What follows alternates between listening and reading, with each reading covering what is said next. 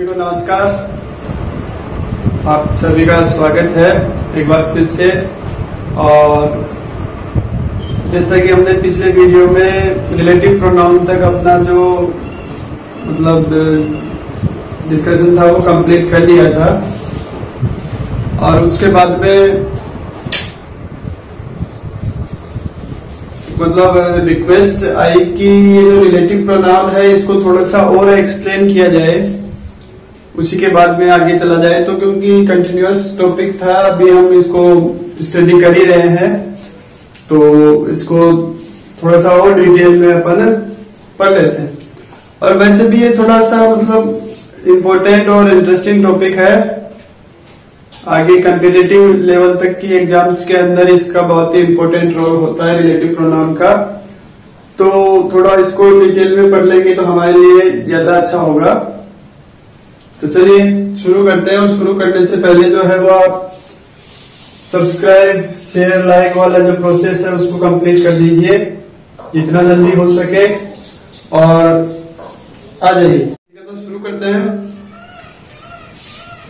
पिछले वीडियो में हमने इसका हिंदी डेफिनेशन देखा कि एक ऐसा सर्वनाम जो अपने से पहले आने वाली संज्ञा या जो एंटीसीडेंट होता है, पूर्व पद जिसे हम कहते हैं, उसके बारे में वर्णन करता हो, उसके बारे में जानकारी देता हो, और साथ ही साथ दो सेंटेंसेज को जोड़ता हो, वो रिलेटिव प्रोनाउन कहलाता है। उसी को मैंने थोड़ा सा इंग्लिश में लिखा है डेफिनेशन को, a word which relates to the noun और pronoun which is used before it. तो नाउन और प्रोनाउन जो है वो जो कि उस रिलेटिव प्रोनाउन से पहले आए हैं, इनको हम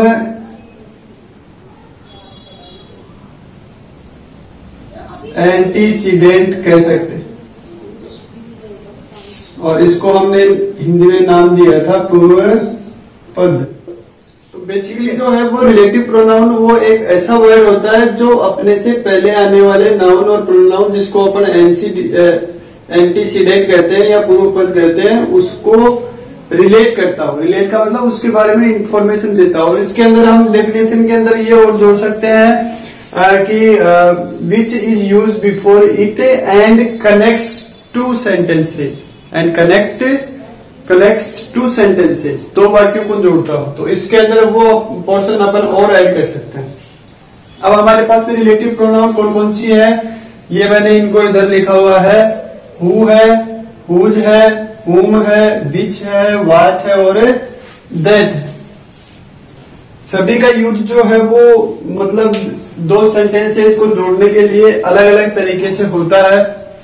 उसके बारे में भी अपन डिस्कशन करेंगे कि कैसे, कहाँ, किसको, हु को यूज करें। क्योंकि जैसे हमारे पास में ये सेंटेंस लिखा हुआ है, तो जो एग्जाम के अंदर जो क्वेश्चन पूछे जाते हैं रिलेटिव प्रोनाउन से रिलेटेड, उसके अंदर दो सेंटेंसेस दिए हुए होते हैं, या फिर ये जो रिलेटिव प्रोनाउन हमने यहाँ पे लिखा हुआ है इसकी जगह ब्लैंक स्पेस होता है, और ये जो दोनों सेंटेंसेस होते हैं, और हमसे पूछा जाता है कि जो गिवन ब्लैंक स्पेस है उसके अंदर जो प्रॉपर रिलेटिव प्रोनाउन है उसका यूज कीजिए। तो उसको समझने से पहले सेंटेंस को ध्यान से देखिए। ये सब्जेक्ट, वर्ब, ऑब्जेक्ट, ठीक है। इसके बाद में ये वर्ब और ये ऑब्जेक्ट, ओके।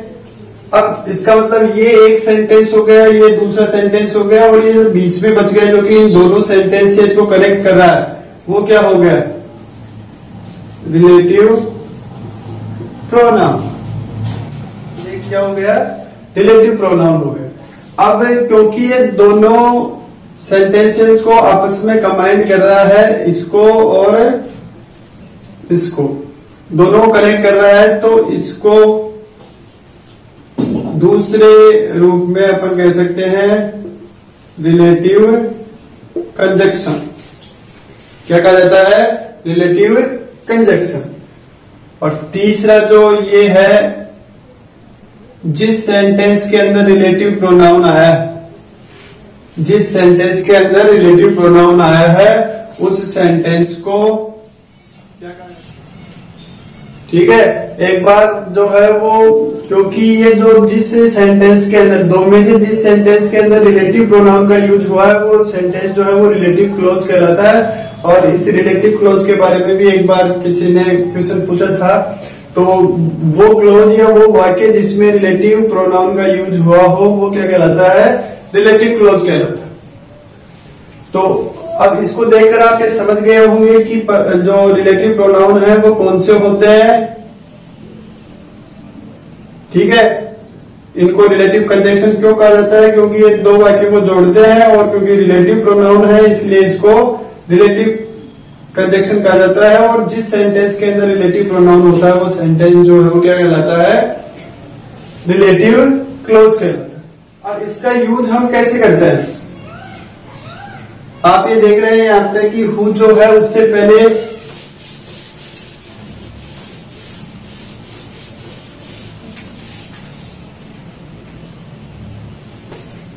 ये रिलेटिव प्रोनाउन, इससे पहले ये जो है वो है नेम ऑफ ए पर्सन, ठीक है। इसका मतलब क्या हो गया, नाउन हो गया।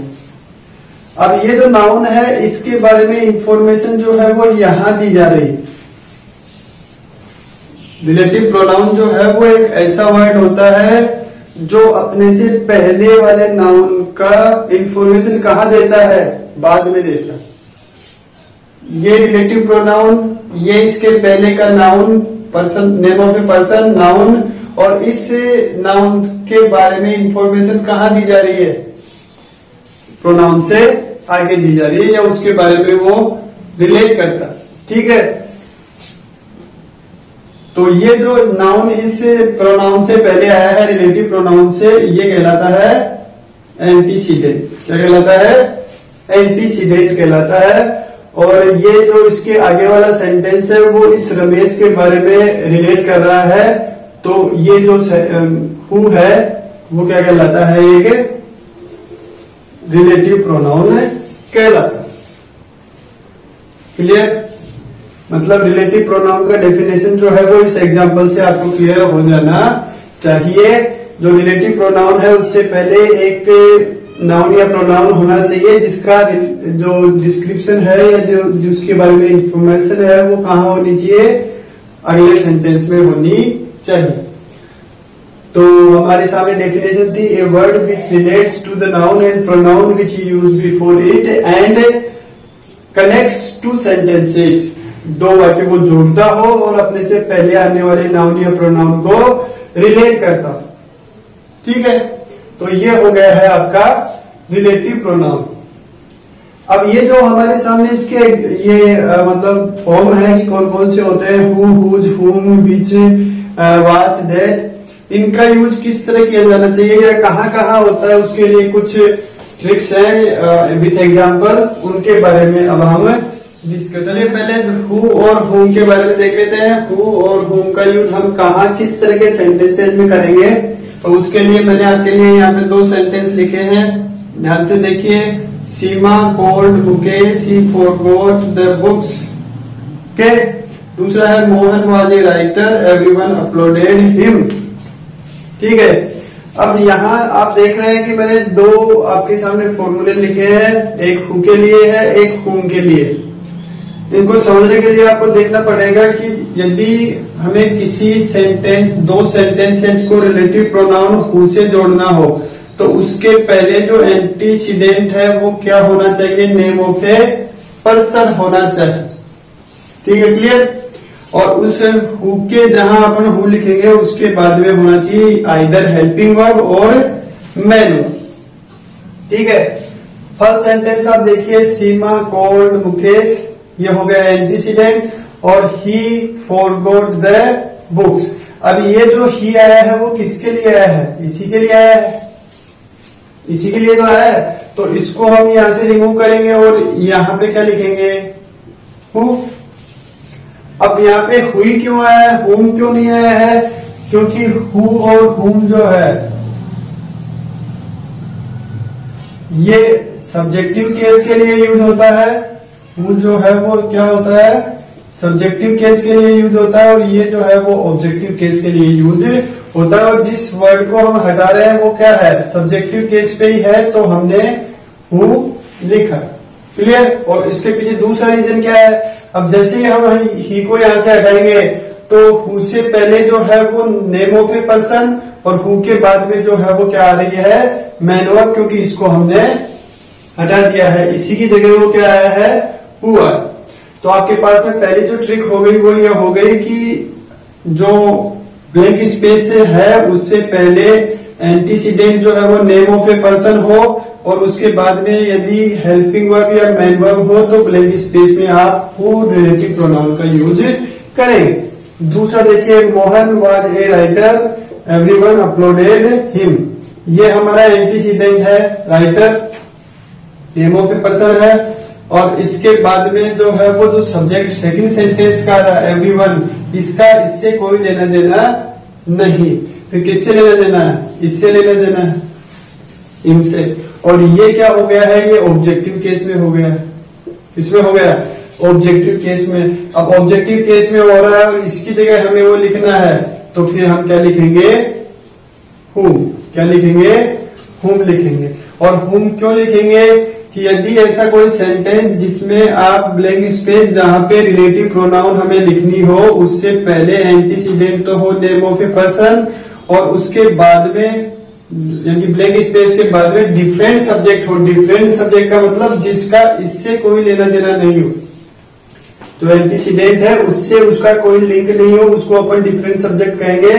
तो ऐसी सिचुएशन में हम रिलेटिव प्रोनाउन जो है वो हु का यूज करेंगे।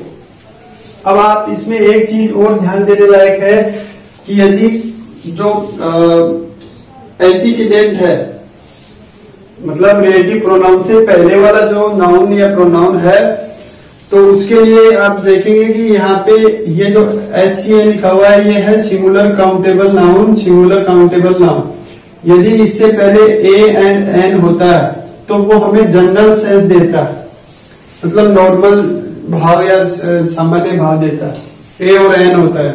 और यदि सिंगुलर काउंटेबल नाउन से पहले द होता है तो उसका जो सेंस है वो स्पेसिफिक हो जाता है। और किसी भी सिंगुलर काउंटेबल नाउन का जो सेंस स्पेसिफिक कब होता है, जब उसके बारे में इंफॉर्मेशन जो है वो उसमें ऐड कर दी जाती है। और रिलेटिव प्रोनाउन में हम क्या करते हैं, यही तो कर रहे हैं कि उस रिलेटिव प्रोनाउन से हम उस इंफॉर्मेशन को उस नाउन या प्रोनाउन के लिए ऐड कर रहे। ठीक है।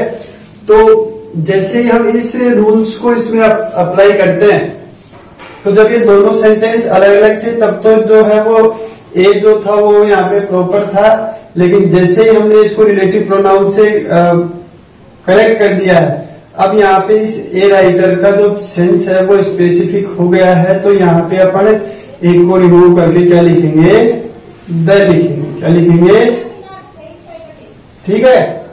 तो इस बात का आप थोड़ा सा ध्यान रखें। वैसे आपसे जो क्वेश्चन पूछा जाता है उसमें पहले से ये लिखा हुआ आता है द, और नहीं आता है तो आप इस चीज का और ध्यान रखें in terms of relative pronoun. Clear. चलिए आगे चलते हैं। हु और हुम के बाद में हम देखते हैं विच को। विच जो है मतलब विच हमें उस ब्लैंक स्पेस में यूज करना है जिससे पहले जो एंटीसीडेंट है वो या तो कोई वस्तु हो या फिर कोई जानवर हो। जैसे कि this is a pen, this is the pen I bought. तो जो एंटीसीडेंट है वो क्या है, एक थिंग है या ऑब्जेक्ट है। तो इसके लिए फिर अपन किसका यूज करेंगे, विच का यूज करेंगे। ठीक है। उसके बाद में चलिए ये आपके सामने तीन लगभग सेम से ही सेंटेंसेस लिखे हुए हैं। Wear the shirt fits you, wear shirt fits you और वियर फिट्स यू। ठीक है। तो ये जो है वो तीनों ही एग्जाम्पल जो है वो इसके लिए व्हाट के लिए। ये हमारे पास में ब्लैंक स्पेस जहां पे हमें रिलेटिव प्रोनाउन रखना है, ये हो गया हमारा एंटीसीडेंट। ठीक है। तो यहां पे अब इसके लिए जो हमें रिलेटिव प्रोनाउन लिखना होगा उसका हमें क्या करना है, उसके लिए हमें करना यह है कि जो एंटीसीडेंट है उसके मतलब वस्तु है, वस्तु के लिए हमें क्या यूज करना है, विच यूज करना। ठीक है। अब दूसरा जब हम देखते हैं, यहाँ पे हमने देखा बियर एक मेन वर्ब है, इसके आगे हम चले तो यहाँ पे आगे हमें एंटीसीडेंट कहीं नहीं मिला, इसमें नहीं है, वर्ब के बाद में कोई भी नाउन या प्रोनाउन नहीं है, तो फिर हमें एक जो एंटीसीडेंट है वो अज्यूम करना पड़ता है, वो होता है दैट। ठीक है, और फिर इस दैट के लिए, क्योंकि दैट जो है वो नॉन लिविंग थिंग के लिए अपन यूज करते हैं, तो फिर उसके लिए हमें जो रिलेटिव प्रोनाउन होगा वो कैसा यूज करना पड़ेगा, विच का यूज करना पड़ेगा। तो दो, ये भी रिलेटिव प्रोनाउन, ये भी रिलेटिव प्रोनाउन, फिर दो जो रिलेटिव प्रोनाउन है उन दोनों का यूज हम साथ कर नहीं सकते हैं, तो फिर इसका क्या करा है हमने, WH को यहां से निकाला और AT जो है वो इसको यहां से निकाला, और हमने एक नया वर्ड बनाया, नया रिलेटिव प्रोनाउन, वो होगा वाट। ठीक है, अब इसमें क्योंकि जो एंटीसीडेंट है वो शर्ट इस ब्लैंक स्पेस के बाद में दे रखा है। तीसरा जब आप देखेंगे तो इसमें एंटीसीडेंट कहीं नहीं है, तो इसके लिए एंटीसीडेंट जो है वो दो प्रकार के हो सकते हैं, एक डेफिनेट हो सकता है, एक इनडेफिनेट हो सकता है। ठीक है, एक डेफिनेट और एक इनडेफिनेट। तो डेफिनेट के लिए तो जो भी मेन वर्ड है, यानी कि जो हमारे ये वर्ड है सारे जो रिलेटिव प्रोनाउन है उसी को काम में लेंगे, और जो इंडेफिनेट एंटीसीडेंट होते हैं उनके साथ में अपन रिलेटिव प्रोनाउन प्लस एवर, मतलब विच है तो विच एवर हो जाएगा, वाट है तो वाट एवर हो जाएगा, हुज है तो हुज एवर हो जाएगा, जो भी है वो उनके साथ में अपन एवर का यूज करके यूज करेंगे। इंडेफिनेट किसके लिए, एंटीसीडेंट के लिए, जो हमें पता नहीं होगी क्या है, तो इसमें फिर अपन क्या लिखेंगे, वॉट एवर। ठीक है, चलिए उसके बाद में ये जो विच है, यदि विच से पहले नॉन लिविंग नाउन हो तब तो हम विच का यूज करेंगे, जैसे कि यहाँ पे थी जिसपे हमें पोजीशन दिखाना हो। विच जो है वो पोजीशन को एक्सप्रेस करने वाला वर्ड होता है कि कोई वस्तु जो है या जो भी हमें एंटीसीडेंट दिया गया है उसके ऊपर पोजीशन या अधिकार किसका था। तो यदि ब्लैंक स्पेस से पहले लिविंग नाउन है तब हम हुज का यूज करेंगे, और यदि उससे पहले नॉन लिविंग नाउन है उसके लिए हम विच का यूज करेंगे। ठीक है, चलिए इसके बाद में दैट का जो दूसरा हमारे पास में केवल एक और बच गया, दैट। तो दैट के लिए दैट से पहले, मतलब जहां पे ब्लैंक स्पेस है उससे पहले एंटीसीडेंट हो, और उस एंटीसीडेंट से पहले सुपरलेटिव डिग्री हो। सुपरलेटिव डिग्री आप जानते हैं, जैसे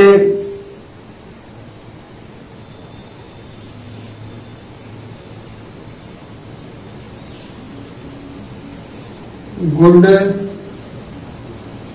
बेटर, बेस्ट। ठीक है, ये पॉजिटिव, ये कंपेरेटिव और ये सुपरलेटिव।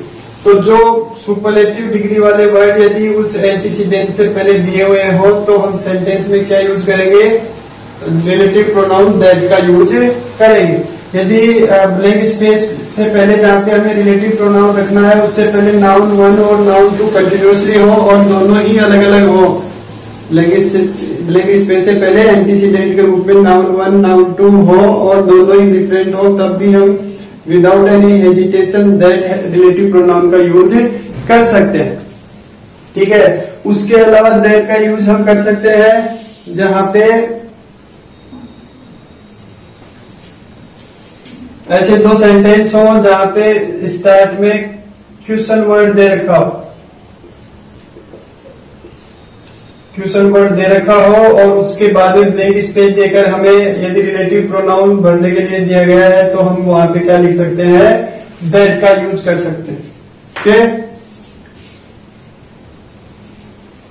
और लास्ट एंड फाइनल दैट का यूज जो है वो हमारे पास में, मतलब जो सेंटेंस है उस सेंटेंस जहां पे ब्लैंक स्पेस हो और हमें दैट लिखना हो, उससे पहले या रिलेटिव प्रोनाउन कोई भी लिखना हो उससे पहले एंटीसीडेंट हो और उससे पहले स्पेसिफिक सेंस वाला कोई भी वर्ड हो, जैसे ऑल द सेम, ये कुछ वर्ड्स हो जो हमें दिए गए हो, उनसे पहले अपन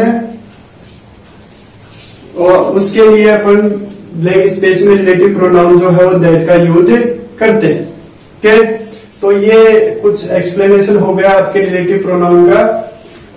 हु, हुच, हुम, विच, व्हाट, दैट, ये सारे जो हैं वो आपके कंप्लीट हो गए हैं। आज के लिए इतना ही सफिशिएंट है, काफी लंबा वीडियो हो गया है। मिलते हैं नेक्स्ट क्लास में, टिल देन गुड बाय।